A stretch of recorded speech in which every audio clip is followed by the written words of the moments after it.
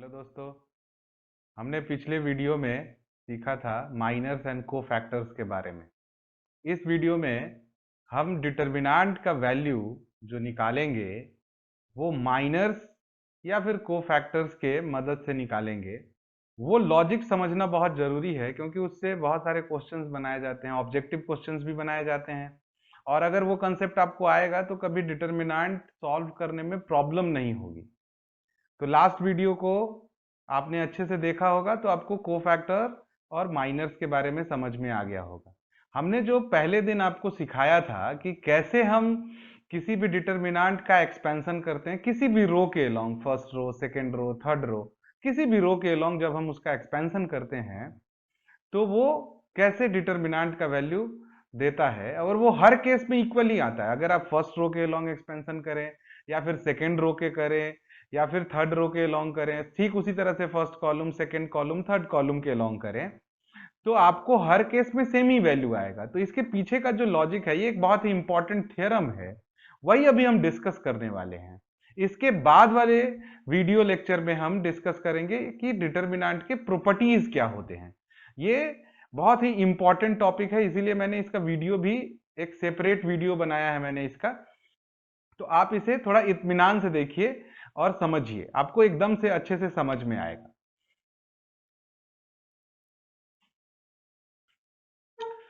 Suppose करिए कि delta जो है वो क्या है, एक 3x3 ऑर्डर का डिटर्मिनेंट है। तो इसमें 9 एलिमेंट्स होंगे,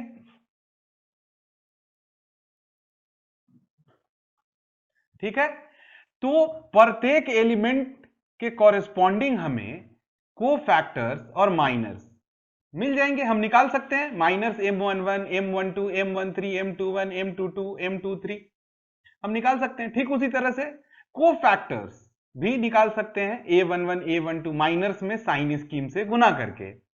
तो अभी बहुत ही इंपॉर्टेंट है, हम इसे बाइंड अप करेंगे, पहले समझ लेते हैं। तो एक चीज तो हमें पता है कि corresponding to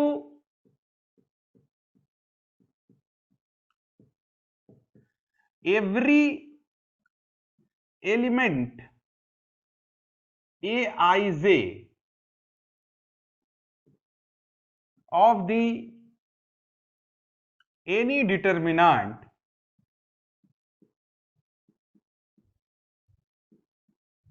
we have cofactors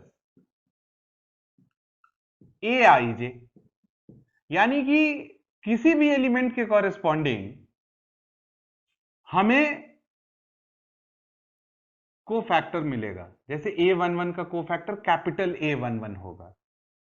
तो अब थ्योरम क्या कहता है उसको थोड़ा समझना है, ये बहुत टफ नहीं है, बहुत आसान है, बस अगर आप समझ गए कोई दिक्कत नहीं है। तो आप देखिए कि अगर आपने किसी भी रो या कॉलम के एलिमेंट्स को उसके कॉरेस्पॉन्डिंग कोफैक्टर से मल्टीप्लाई करेंगे तो आपको क्या मिलेगा, वैल्यू ऑफ द डिटर्मिनेंट। ठीक है, आप इसको समझिए अच्छे से। अभी हम इसको लिखते हैं, if the elements of any row और column are multiplied by corresponding cofactors and then added gives us the value of determinant.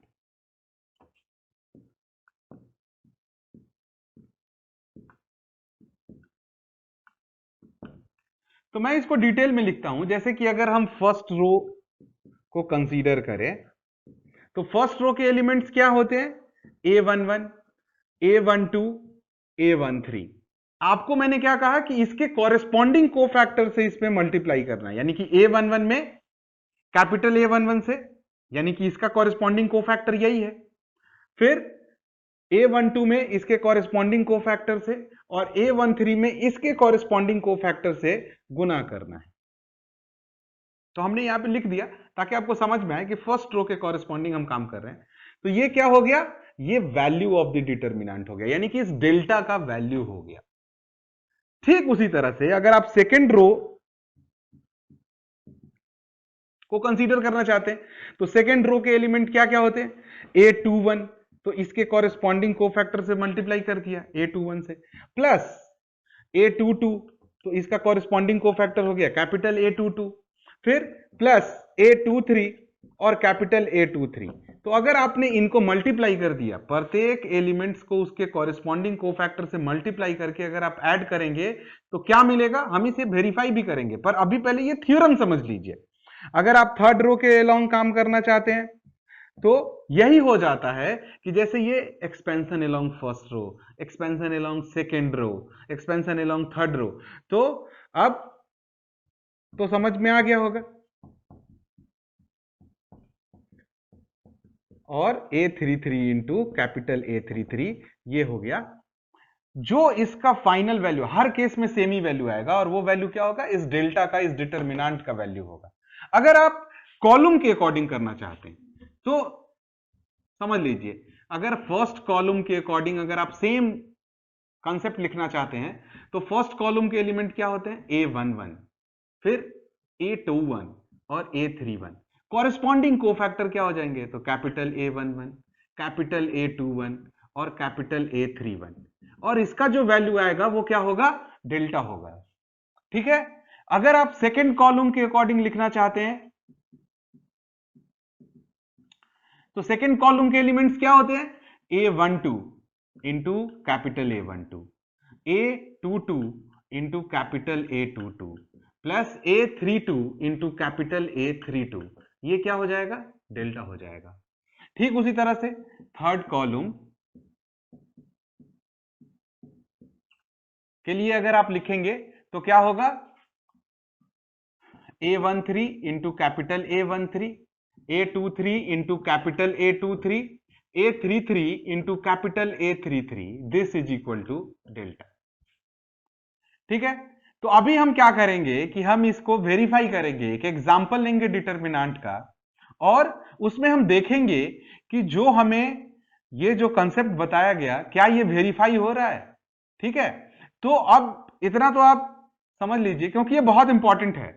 तो यहां पे जो आप ये करते थे तो वो आप क्या करते थे, एक्सपैंडिंग अलोंग फर्स्ट कॉलम, यानी कि इस डिटर्मिनेंट का वैल्यू हम 6 डिफरेंट डिफरेंट स्टाइल में डिफरेंट डिफरेंट वेज से निकाल लेते थे। तो यही हमारा ये 6, ये इसका मैकेनिज्म है, ये इसका लॉजिक है।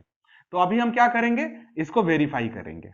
तो पिछले वीडियो में वैसे भी हमने माइनर और कोफैक्टर का ज्यादा डिटेल में तो एग्जाम्पल किया नहीं था, तो इसी क्वेश्चन के थ्रू हम माइनर कोफैक्टर भी समझ जाएंगे और हमारा थ्योरम भी वेरीफाई हो जाएगा। तो अभी हमने एक मैट्रिक्स लिया है, सॉरी, अभी हमने एक डिटर्मिनेंट लिया है जो सिंपल है 1 2 3 4 5 6 7 8 9 10। तो हमने जो प्रीवियस अभी जो थ्योरी पढ़ा उस थ्योरी को हम वेरीफाई करते हैं, यानी कि expanding along first row, second row, third row, हम 6 डिफरेंट डिफरेंट तरीके से निकालेंगे और देखते हैं हर केस में वैल्यू सेम आता है या नहीं आता है। तो अगर हम एक ही बार में वेरीफाई करना चाहते हैं तो 9 एलिमेंट्स हैं, हम 9 एलिमेंट्स का कोफैक्टर निकाल लेते हैं, उसके बाद क्या होगा ना कि वेरीफाई करना बड़ा आसान हो जाएगा। तो हम अभी कोफैक्टर निकाल लेते हैं। तो जैसे अगर आप कैपिटल A11 निकालेंगे तो कैपिटल A11 क्या होगा, -1 to the power 1 + 1 into M11।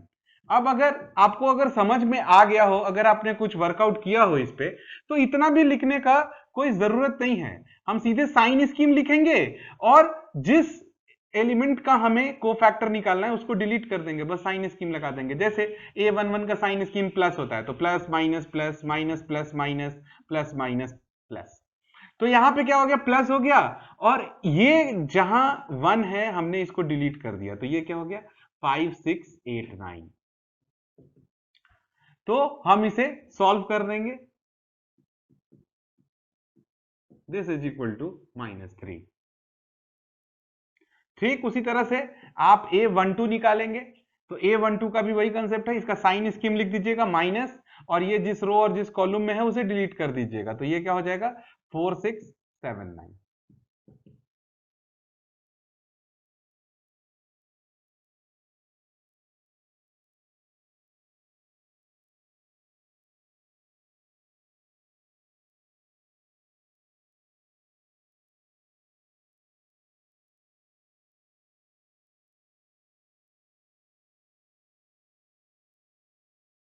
हमने एक एक करके सारे कोफैक्टर्स फाइंड आउट कर लिए।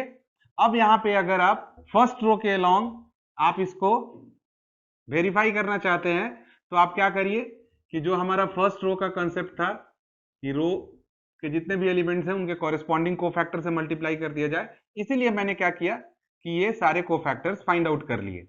आप खुद से निकालिएगा, मैं अभी इसको फास्ट फॉरवर्ड कर दिया था ताकि जल्दी से निकल जाए। तो अभी ये हमारे पास सारे वैल्यूज आ गए हैं। तो फर्स्ट रो में क्या था कि A11 into capital A11 plus A12 into capital A12 plus A13 into capital A13 first row के लॉन्ग।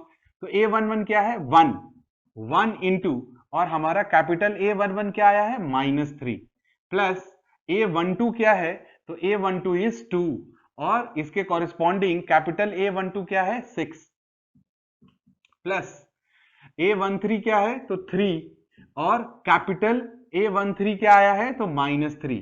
अब आप इन सबको सॉल्व करके और फाइनल वैल्यू लिख दीजिए। अब आप इन सबको सॉल्व करके इसका फाइनल वैल्यू लिखिए। तो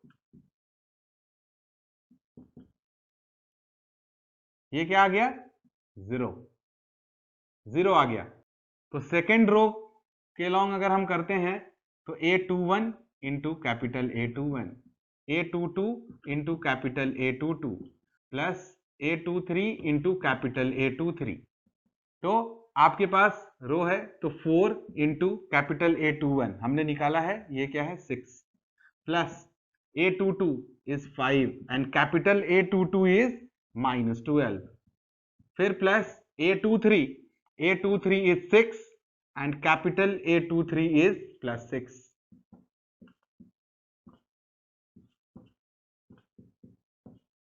सम अप करने के बाद 36 + 24 इज 60 -60 इज 0। तो यहां पे आ गया। अगर आपको मन है थर्ड कॉलम से करने का, आप 6 का 6 मेथड यूज करिए। मैंने आपको फर्स्ट रो सेकंड रो बता दिया, आप थर्ड कॉलम बता देना, 3 आप खुद से करेंगे। तो अगर हम थर्ड कॉलम से करेंगे तो क्या होगा A13 में कैपिटल A13 से मल्टीप्लाई करना होगा, A23 में कैपिटल A23 से मल्टीप्लाई करना होगा, और A33 में कैपिटल A33 से मल्टीप्लाई करना पड़ेगा। तो A13 is what A13 is 3, हमारे डिटरमिनेंट में दिया हुआ है। अब कैपिटल A13 क्या है इसमें मिस नहीं करना है, दिस इज -3। A23 क्या है तो 6, और कैपिटल A23 इज +6। फिर A33 में क्या है तो 9, और कैपिटल A33 इज -3। -9 + 36 -27, -27 - 9 इज -36, तो दिस इज इक्वल टू 0। तो मैंने आपको यही बताया कि हम जो ये करते थे, हमने जो डिटरमिनेंट का वैल्यू निकालना सीखा था जो इसके फर्स्ट वीडियो लेक्चर में, वो क्या था कि वो मैकेनिज्म यही था नहीं। तो इस तरह से हमने सीखा था कि हम कैसे निकालते हैं। तो अब आपको होप है, होपफुली आप ये समझ गए होंगे कि हमने कैसे निकाला है।